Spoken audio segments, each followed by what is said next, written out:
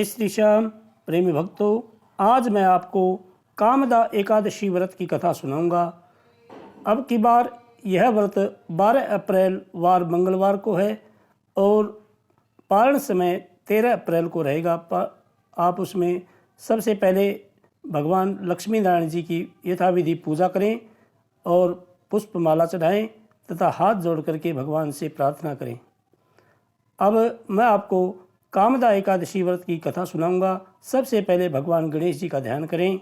ओम वक्रतुंड महाकाय सूर्यकोटि समप्रभा निर्विघ्नं कुरु मे देव सर्वकार्येषु सर्वदा। ओम गं गणपतये नमः। हाथ में जो आपने पुष्प लिए हैं वो भगवान गणेश जी के चरणों में अर्पण करें। उसके बाद पुष्प हाथ में लेकर के भगवान लक्ष्मी नारायण जी का ध्यान करें।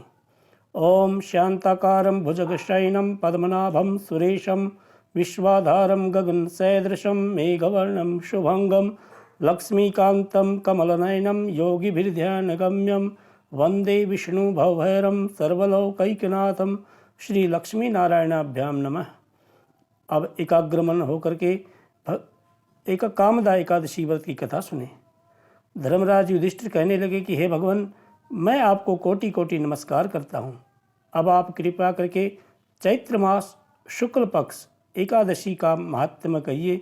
भगवान श्री कृष्ण जी कहने लगे कि हे धर्मराज, यही प्रश्न एक समय राजा दिलीप ने गुरु वशिष्ठ जी से किया था और जो समाधान उन्होंने किया वो सब मैं तुमसे कहता हूँ। प्राचीन काल में भोगीपुर नामक एक नगर था। वहाँ पर अनेक ऐश्वर्यों से युक्त पुंडरीक नाम का एक राजा राज्य करता था। भोगीपुर नगर में अनेक अप्सरा, किन्नर तथा गंधर्व वास करते थे। उनमें से एक जगह ललिता और ललित नाम के दो स्त्री पुरुष अत्यंत वैभवशाली घर में निवास करते थे। उन दोनों में अत्यंत स्नेह था, यहाँ तक कि अलग अलग हो जाने पर दोनों व्याकुल हो जाते थे। एक समय पुंडरीक की सभा में अन्य गंधर्वों सहित ललित भी गान कर रहा था। गाते गाते उसको अपनी प्रिया ललिता का ध्यान आ गया और उसका स्वर भंग होने के कारण गाने का स्वरूप बिगड़ गया। ललित के मन के भाव जानकर कारकोट नामक नाग ने पद भंग होने के कारण राजा से कह दिया।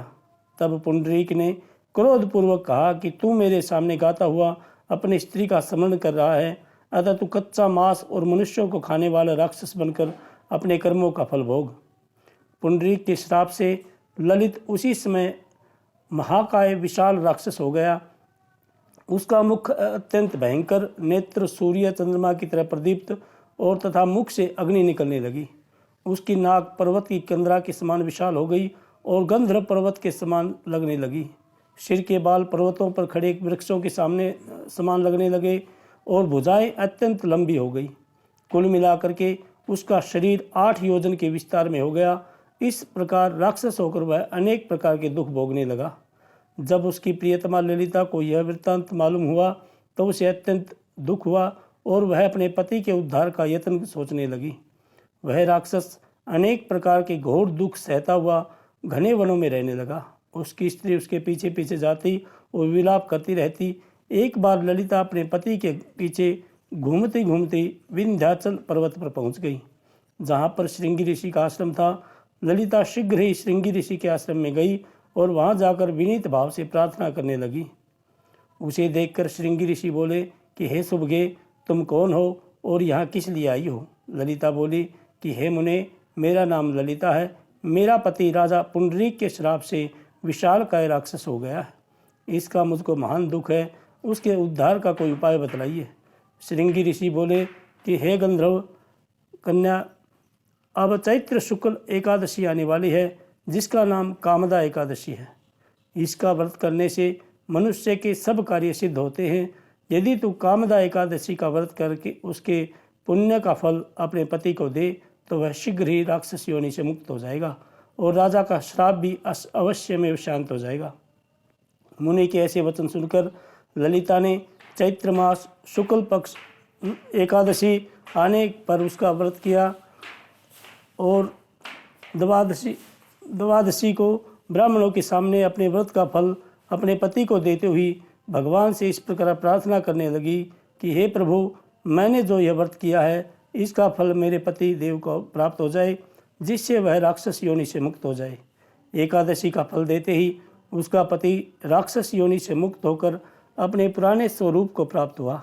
फिर अनेक सुंदर वस्त्र आभूषणों से युक्त होकर ललिता के सामने विहार करने लगा। उसके पश्चात वे दोनों विमान में बैठकर स्वर्गलोक को चले गए। वशिष्ठ मुनि कहने लगे कि हे राजन, इस व्रत को विधि पूर्वक करने से समस्त पाप नष्ट हो जाते हैं तथा राक्षस आदि की योनि भी छूट जाती है। संसार में इसके बराबर कोई और दूसरा व्रत नहीं है। इसकी कथा पढ़ने और सुनने से वाजपेयी यज्ञ का फल प्राप्त होता है। अतः प्रेमी भक्तों, आप भी भगवान का ध्यान करते हुए अपना समय व्यतीत करें और ओम नमो भगवते वासुदेवाय इस मंत्र का जप करते हुए अपना दिन व्यतीत करें। और एकादशी व्रत का जो पारण समय है 13 अप्रैल को दोपहर 1:39 से 4:12 तक रहेगा और अपनी सुविधा अनुसार आप कर सकते हैं। आप रात्रि में जागरण करें, भगवान का सुमिरन करें, भगवान आपकी सभी मनोकामनाएं पूर्ण करें। जय श्री श्याम, जय